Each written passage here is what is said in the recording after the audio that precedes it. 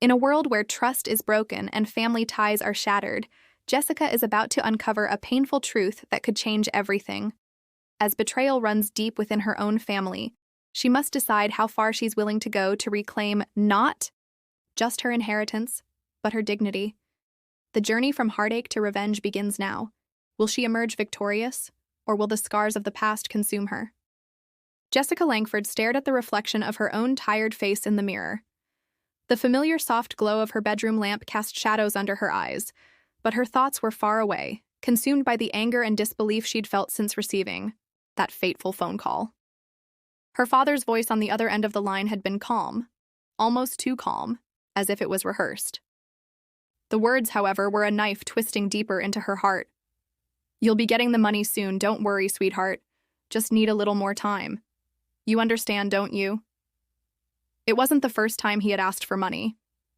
No, Jessica had been more than generous over the years, sending funds when they were in trouble, ensuring their lavish lifestyle remained intact. But this time there was something different. The usual veil of false pleasantries had been stripped away, and beneath it lay the stark, ugly truth. Her parents hadn't just asked for money, they had expected it. They thought they could manipulate her, continue to control her, while she toiled in her business, oblivious to their deceit. Her thoughts swirled as she sat down at the edge of her bed. She opened the manila folder she had clutched earlier in the day. The papers inside were marked with her company's seal, JSC Holdings, and detailed the agreement she had struck 6 years ago with her parents. An agreement they never knew about. The agreement that made her, Jessica Langford, the very owner of the mortgage to the house she had grown up in. The decision had been made with careful precision, born from years of frustration and subtle betrayal. She had put up with their judgments, their expectations, their unspoken disdain for her career and independence. But 6 years ago, after her father's latest failed business venture, she had done what no one in the family ever expected. She bought their mortgage. At first, it had been a silent gesture. She had assumed it would protect them from their own carelessness. It wasn't about revenge or payback. It was about securing a future for herself, her business, and most importantly, her peace of mind. But in the months that followed, she realized the truth. They had never even considered it. They hadn't known the weight of the responsibility she had quietly shouldered. She didn't want to do it, but she had to. Jessica stood up, her resolve hardening. The situation had become clear. If she didn't act now, she would lose everything. Not just her peace, but the future she had worked so hard to build. They would never respect her unless she demanded it. This was no longer about helping her. Family. It was about standing up for herself, about breaking the cycle of manipulation and control they had crafted around her for so long. The drive to her parents' house felt like 1,000 miles. The weather seemed to echo her mood. Clouds hung low, a blanket of gray covering the sky, as if the universe was holding its breath in anticipation of the confrontation she was about to face. Jessica's mind raced as she approached the red-bricked colonial home that had always represented everything she had tried to escape. She had loved that house once.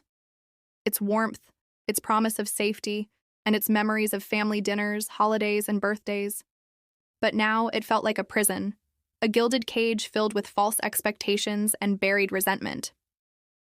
When she rang the doorbell, the sound seemed to reverberate through her chest, making her heart skip.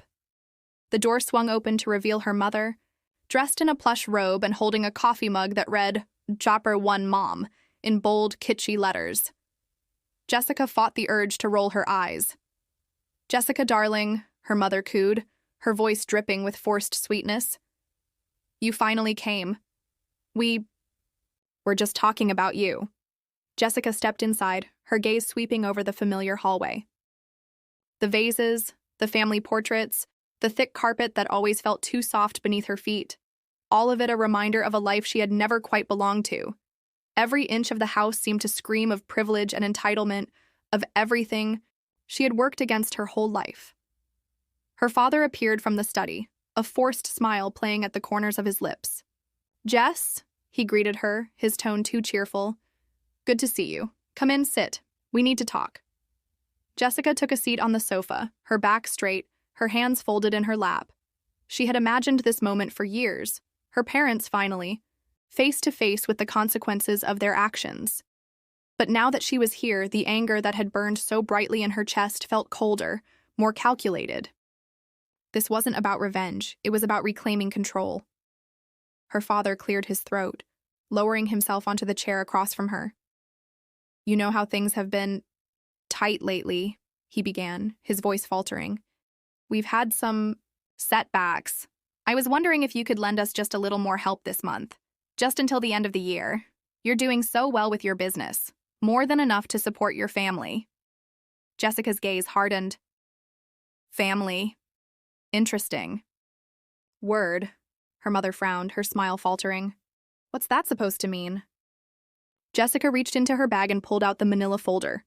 She placed it carefully on the coffee table, her fingers brushing the edges of the papers as she slid them toward her parents.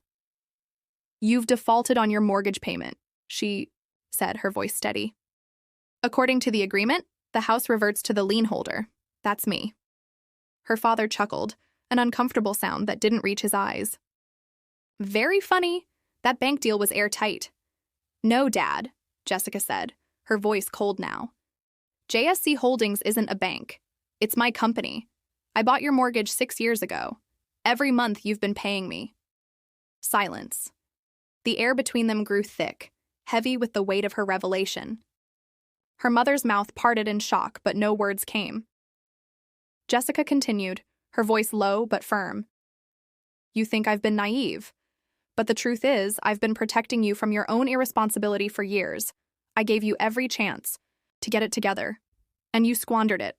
Her father's face darkened, the faint glimmer of a smile slipping away. "This is blackmail." "No," Jessica replied, her gaze unwavering. "This is a reckoning." She stood, feeling the weight of the decision she had made. "You have 30 days to vacate the house, or you can pay the full amount plus penalties. The choice is yours." Her mother stood up too, her face flushed with rage. "You ungrateful little—" Jessica met her mother's eyes, calm and cold. "I heard the call, Mom. Every word. I know how you really feel about me." Her mother's expression crumbled, a tear escaping from the corner of her eye. Jessica's heart didn't soften. The years of pain, of never being good enough, had hardened her. Without another word, Jessica turned and headed for the door. But as she reached for the handle, her father's voice stopped her. "Jessica," he said, the sharpness in his tone returning. "You can't do this. We're your parents. You owe us." Jessica turned back, her face devoid of emotion. "No, Dad. You owed me. And you failed." She stepped outside, her breath visible in the cold air. The door closed behind her with a finality that echoed in her chest. The rest of the day passed in a blur of paperwork and phone calls. But as Jessica sat at her desk going over the legal documents, she felt a strange sense of clarity. This wasn't the end. No, this was just the beginning of a new life. One where she was no longer tethered to the mistakes of her past. As she reviewed her strategy for the next steps, Jessica received a text from Mark. "You did the right thing. It's time for them to face the consequences of their actions," she typed back. "This is just the start. They've never known what it means to be accountable. They're going to learn." The silence of the night stretched on, but this time, it wasn't oppressive. It was liberating. The morning light filtered through the blinds, casting soft rays over the polished surface of Jessica Langford's desk. Her eyes were sharp, scanning over documents, her thoughts not entirely on the tasks at hand. The events from the previous day echoed in her mind, replaying in slow motion, a constant reminder of how far her family had pushed her. Jessica had always prided herself on being an independent woman, someone who had worked hard to make a name for herself in the business world. She had spent years building JSC Holdings from the ground up, slowly growing the company's portfolio, taking on risks and securing investments that had transformed her into one of the leading figures in the industry. Yet, in the eyes of her parents, she had always been the disappointment, the failure, the daughter who had never quite lived up to their expectations. As much as she hated to admit it, the realization that she had just severed any remaining ties to her family had left her feeling hollow. The control they had wielded over her, disguised as love and care, had been suffocating. And now that she had freed herself from their grasp, she was left with nothing but the cold comfort of independence. But she knew she couldn't linger in self-doubt. She had a plan, and it was time to move forward. Jessica's phone buzzed on the desk, snapping her out of her reverie. She picked it up, her heart rate increasing just slightly as she saw the name flashing on the screen. Mark Reynolds. Mark had been with her since the beginning, her most trusted ally, her business partner. They had built JSC Holdings together, and she had always known that when it came to strategic decisions, Mark's instincts were as sharp as her own. Still, she hesitated before answering. The conversation with her parents had left her emotionally drained, and part of her didn't want to discuss the fallout so soon. Jessica. Mark's voice crackled through the line, his tone brisk and businesslike. I just heard from the legal team. We've got a problem. Jessica's grip tightened on the phone. What do you mean a problem? They're not just going to roll over, Mark continued, his voice steady but filled with a hint of frustration. Your parents are scrambling. They're going to fight this. Jessica's jaw clenched. They can try all they want. I've done everything by the book. The property is mine. I know, but that's not the point. They've got connections, Jessica. They've always had connections. And now that you've gone public with your move, expect them to pull some strings. We're going to need to brace for a legal battle. It's not just about the mortgage anymore. They'll want to discredit you, take this to the media, twist the narrative. Jessica leaned back in her chair, exhaling sharply. The weight of the conversation settled on her chest like a thick fog. She had always known that her family's power extended beyond just money. They had influence in places that could affect her business. But now, she had to prepare for the full force of that power, to face her parents' retaliatory strikes head-on. Then, we'll be ready, she replied, her voice determined. I'm not backing down. If they want to fight, I'll give them one they won't forget. Mark paused for a moment before responding, his voice softer now. You've got to be careful, Jessica. They won't hesitate to use everything they have against you. I've been careful my entire life, Mark, she said, a hint of defiance creeping into her voice. It's time for them to see what happens when you push me too far.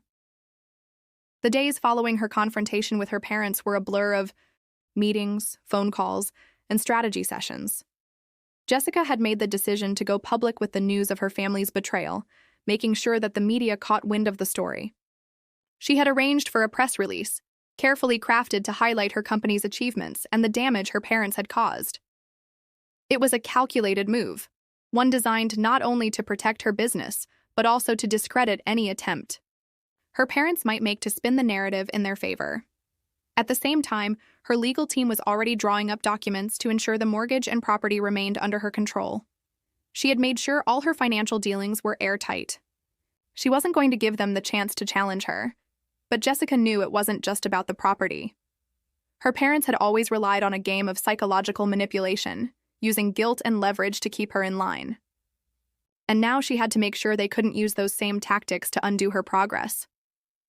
She spent hours each day reviewing her financials, tweaking the company's projections, and preparing for the inevitable backlash.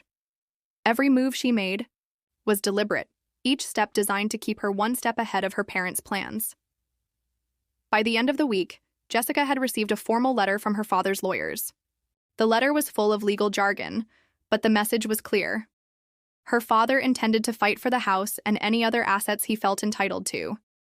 He accused her of abandoning her family and using underhanded tactics to take what rightfully belonged to them. Jessica read through the letter twice, a small smile playing on her lips. It was exactly what she had expected. She wasn't surprised. If anything, it reinforced the idea that she was on the right path. Let them come, she muttered under her breath, crumpling the letter into a ball and tossing it into the trash. The following evening, Jessica attended a high-profile charity event, a fundraiser for the city's arts district. She wasn't particularly interested in the cause, but it was an excellent opportunity to network and reinforce her position in the business world. Her parents had always used these types of events to solidify their connections, to bolster their reputation as pillars of the community. But Jessica wasn't interested in playing by their rules anymore. As she entered the venue, a grand ballroom filled with elegantly dressed guests, she was immediately greeted by several prominent business figures. But one face in particular caught her attention: her father's old business partner, Alan Maxwell. Alan was a sharp dresser with an even sharper mind, known for his ability to get things done no matter the cost. He had always been someone Jessica had avoided, sensing that there was something underhanded about him. When he saw Jessica, his lips curled into a practiced smile, and he made his way over to her. "Jessica, my dear," Alan said, extending his hand with exaggerated warmth. "I must say it's been a while since we've had the pleasure of your company." Jessica shook his hand, though she couldn't suppress the flicker of discomfort that crossed her mind. "Alan, it's been too long." He didn't miss a beat. "I've heard about the situation with your parents," he said, his voice lowered to a confidential tone. "I know it's a difficult time for you, but you've always been a strong woman. You don't need to let this affect you." Jessica stiffened slightly. She had expected the usual pleasantries, but this felt more like an attempt to pry into her personal life. "I'm not worried, Alan," she replied, keeping her voice steady. "I've dealt with far worse in my career. My family's problems won't change that." Alan chuckled, but there was a flicker of something unsettling in his eyes. "You're right. But you know, family can be tricky business. They have a way of coming back into your life when you least expect it. You can't escape your past so easily." Jessica's eyes narrowed. "I don't intend to escape anything, Alan. I'm simply moving forward." He nodded slowly, his smile tightening ever so slightly. "Of course. But just remember, some things in life aren't as easily controlled as you think. You're playing a dangerous game, Jessica, and not everyone is as keen to see you win." Jessica's heart raced, but she kept her voice calm. "I'll take my chances, Alan. I always do." She turned to walk away, but as she did, she caught sight of her mother entering the ballroom. Her mother's eyes met hers, a flash of anger, quickly masked by a forced smile. For the first time in a long while, Jessica didn't feel the need to retreat. Instead, she squared her shoulders, looking at her mother with newfound strength. She wasn't the girl who had once craved her approval. No, she was a woman who had built something on her own, and she would be damned if anyone tried to take it away. As Jessica left the event later that night, her thoughts were sharp, her resolve solidifying with each passing hour. Her family would fight back. They would use whatever tools they had: connections, influence, money. But in the end, they were playing a losing game. The game of power had shifted. This time, Jessica was no longer the pawn. She was the queen. The storm had arrived. Jessica. Langford stood by the tall windows of her office, looking out at the city skyline. It was early morning, and the sun had yet to rise fully, but the ominous clouds gathering in the sky hinted at a coming storm, both literal and metaphorical. The events of the last few weeks had driven her into a position she had never anticipated, and now the final confrontation was at hand. Her family had made their move, and Jessica knew she had only one chance to outmaneuver them. Her phone buzzed on the desk, the sharp sound breaking her reverie. She picked it up without hesitation, glancing at the screen. Mark Reynolds, her trusted ally, her closest confidant. "Jessica." Mark's voice was steady, but tense. "We've got a problem." Her heart sank. "What now?" "The media's starting to pick up on the story. Your parents' team has already planted their narrative. They're painting you as a greedy, heartless daughter who's trying to tear the family apart." Jessica exhaled slowly. "I figured as much. What's our next move?" "There's more," Mark continued. "They've issued a legal challenge against the property. The mortgage, the assets. They're pushing everything. They can to take it back from you. We need to prepare for the worst." Jessica felt a tightening in her chest. The pieces of the game were falling into place, and it was clear that her parents were prepared to go to any lengths to regain control. But she was ready for this. She had expected this pushback, and she had prepared for it. "I'll handle it." "Mark," she said, her voice steady but tinged with a cold resolve. "We've fought for everything we've achieved, and we're not giving up now." Mark paused for a moment before responding. "Just be careful, Jessica. This could get ugly." I've been in ugly situations before. This is nothing new. With that, the call ended, and Jessica was left alone in her office, her thoughts churning. She had anticipated this fight. Her family's legal team was formidable, but so was hers. And while they played dirty, Jessica had learned that sometimes the best way to beat the system was to turn the rules in your favor. The next week passed in a blur of strategy meetings, legal consultations, and media interviews. Jessica had decided to go on the offensive, using the public platform she had built with JSC Holdings to tell her side of the story. She would not allow her parents to paint her as the villain, no matter how much they tried. She had spent hours crafting the perfect response, a video message that would be aired on her company's social media platforms. The message was personal, direct, and unapologetic. In the video, Jessica spoke clearly and confidently, her face set in a mixture of determination and calm. "My name is Jessica Langford, and I am the founder and CEO of JSC Holdings," she began, her eyes looking directly into the camera. "I've spent my entire life working to build this company.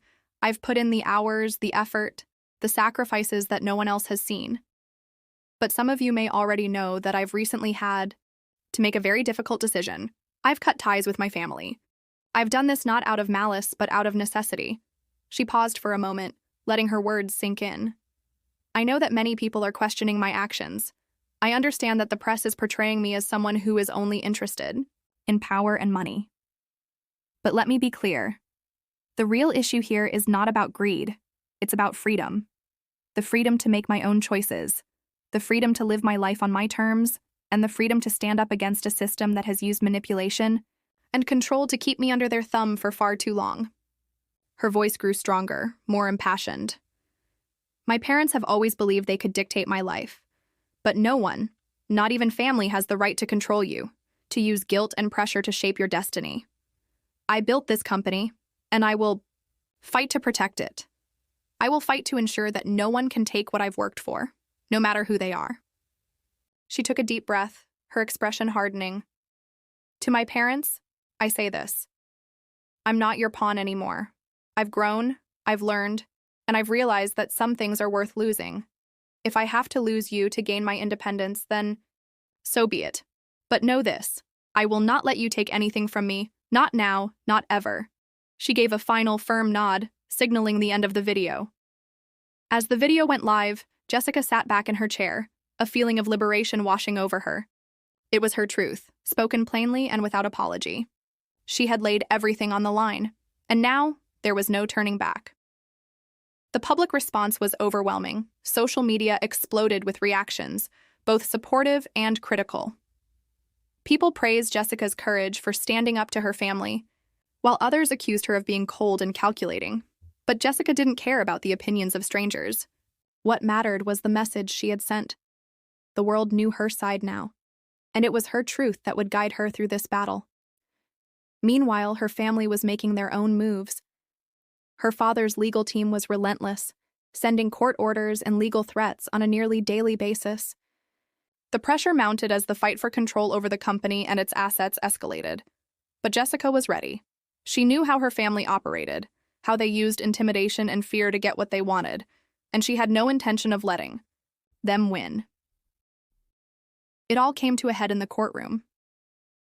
The legal battle was long and arduous, with each side presenting its case in front of a judge who seemed to have little patience for the theatrics.